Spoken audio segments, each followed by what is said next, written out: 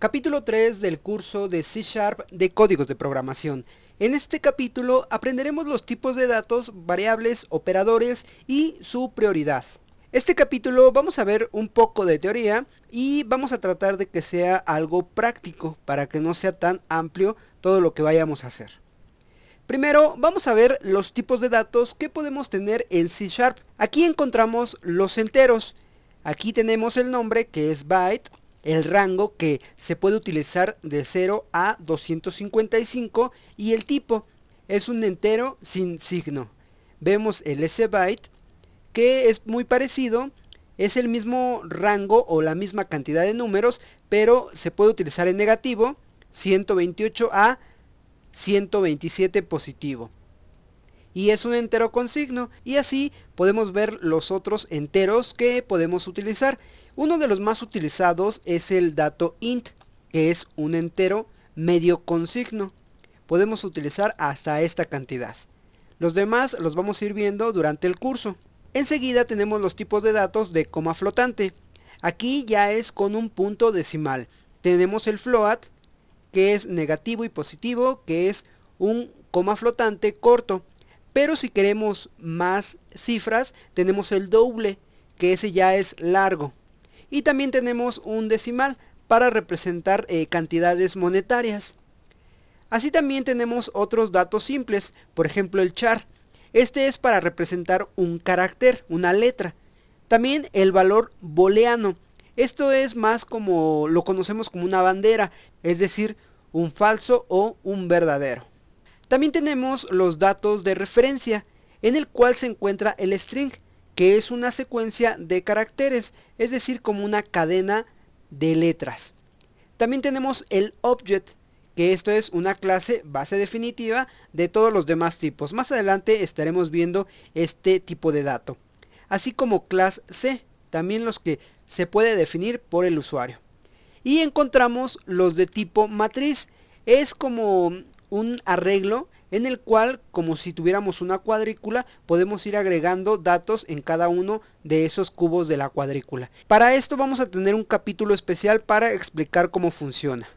Ya conocimos los tipos de datos que podemos utilizar en C#, y ahora para utilizarlos los necesitamos con variables. Así que podemos ver la estructura de una variable. Primero hay que agregar el tipo de dato que va a ser la variable. En este caso, aquí tenemos uno de tipo int, va a ser un entero. El nombre de la variable, que se llama número, el signo de igual para darle un valor inicial y el valor que le vamos a estar dando.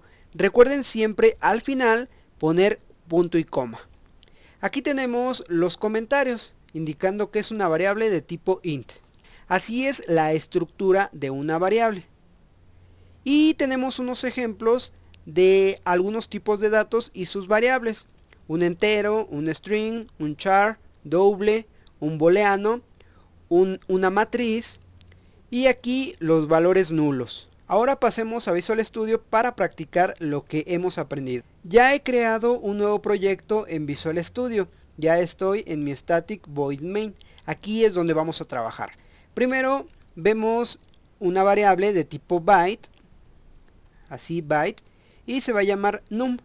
Va a ser igual a 255 y punto y coma. Aquí nos aparece en verdecito porque nos indica que la declaramos pero nunca la estamos utilizando. Para utilizarla lo vamos a hacer con un console.writeLine. Hay dos tipos aquí, el write o solo el writeLine. Cuando agregamos write significa que no va a tener un salto de línea. Y writeLine significa que va a tener un salto de línea abajo de esta impresión. Aquí agregamos la variable num. Y también un console. Este va a ser un read para que espere y no nos salga del programa. Ejecutamos nuestra aplicación y ya tenemos la impresión de nuestra variable. Lo cerramos. Veamos algunas modificaciones en esta variable. Yo voy a cambiar el valor a 256 y vean que me va a marcar una alerta así en rojito y significa que un byte no puede tener esa cantidad. solamente hasta 255, como lo vimos en la presentación. Si yo inicio el programa, no se va a iniciar porque dice que tiene algo incorrecto.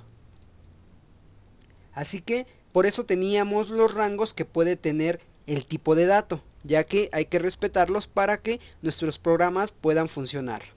Enseguida voy a declarar más variables con tipos de datos diferentes. Un entero se va a llamar número, va a ser igual a 35, 125, punto y coma. Ahora un valor flotante con float, por ejemplo el valor de pi, 3.14, 15 y varios números aleatorios. Punto y coma. Bueno, aquí faltó el punto. Y aquí ya nos aparece una alerta que no se puede convertir un dato de tipo doble a un flotante o a un float. Solo hay que agregar al final una F mayúscula. Y ya no nos marca ese error para hacer la conversión de este dato a flotante. Ahora un doble. Aquí doble es igual a... Y le podemos agregar también el de pi. Nada más que le podemos agregar más datos. Aquí se me fue un punto, lo quitamos y al final punto y coma. El siguiente va a ser decimal. Se va a llamar dinero, es igual y una cantidad. Punto y coma. Y también nos puede mostrar algún dato erróneo. Aquí le agregaré un punto decimal con 51. Y vemos que también nos marca esta alerta. Hay que agregar al final la M para hacer la conversión a decimal. Enseguida, uno de tipo char, que va a ser letra, igual a, y debe de ser con comillas simples. Dentro la letra y punto y coma al final. Uno de tipo booleano, que es bool, se va a llamar bandera. Y le vamos a asignar true o verdadero.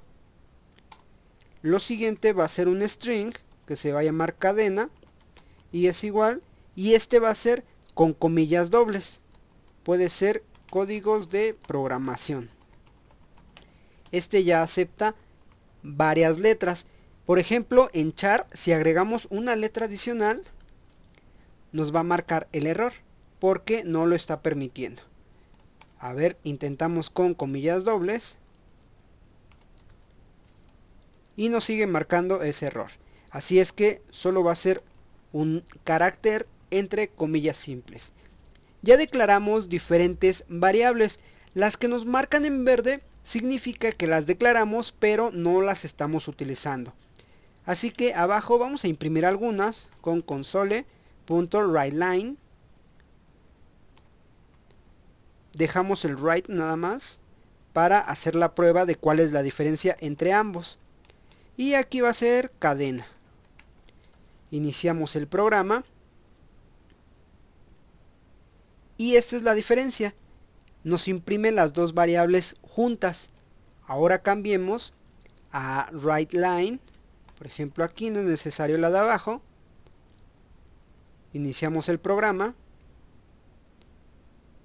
Y ya nos manda un salto de línea y nos muestra en la siguiente línea la otra variable. Esa es la diferencia entre ambos. Así es que de preferencia utilicemos writeLine cuando lo necesitemos. Ahora vamos a imprimir bandera. Y arriba vamos a imprimir el char, que es letra. Iniciamos el programa. Y ya tenemos nuestras variables impresas. Una de tipo char y otro un valor booleano. Aquí en el valor booleano solo puede ser verdadero o falso. Es decir, true o false. Cerramos. Aquí voy a quitar todas mis variables. Las voy a eliminar. Y también esto de consola. Aquí lo dejo así por el momento. Vamos a declarar una variable para revisar los estados que puede tener una variable. Va a ser de tipo string. Su nombre va a ser cadenas. Punto y coma. A esto le vamos a nombrar la declaración de una variable. Enseguida, ahora utilizamos cadenas.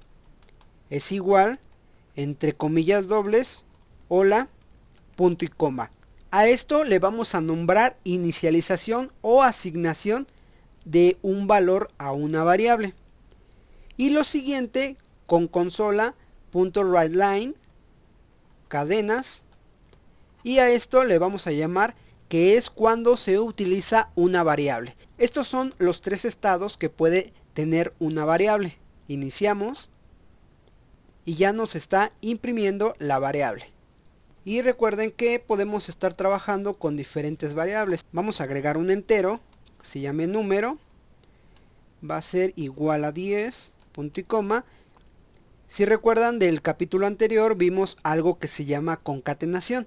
Así que voy a concatenar este dato con un símbolo de más y aquí la variable número.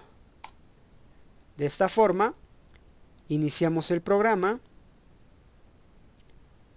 y nos muestra hola 10. En caso de que quieramos agregar un espacio entre ambos, podemos concatenar entre comillas dobles nuestro espacio y ya estamos uniendo tres tipos: una variable de tipo string, una variable de tipo int o entero y un espacio con las comillas dobles. Y es el resultado. Así es como podemos trabajar con variables. Ahora, para terminar, vamos a regresar a la presentación. Revisemos los operadores que podemos utilizar en C#. Tenemos los aritméticos, que casi todos lo conocemos, que es la suma, la resta, la multiplicación, la división y el resto de la división. Aquí no voy a explicarlos todos, solo el resto de la división, que puede ser nuevo para algunos. Significa que aquí tenemos un ejemplo y tenemos el número 15. Lo vamos a dividir entre 4, pero en esta operación solo van a ser enteros. Es decir, 15 entre 4 va a ser a 3 y nos van a sobrar 3. Y aquí el resultado del resto de la división sería 3. Eso es como trabaja este operador.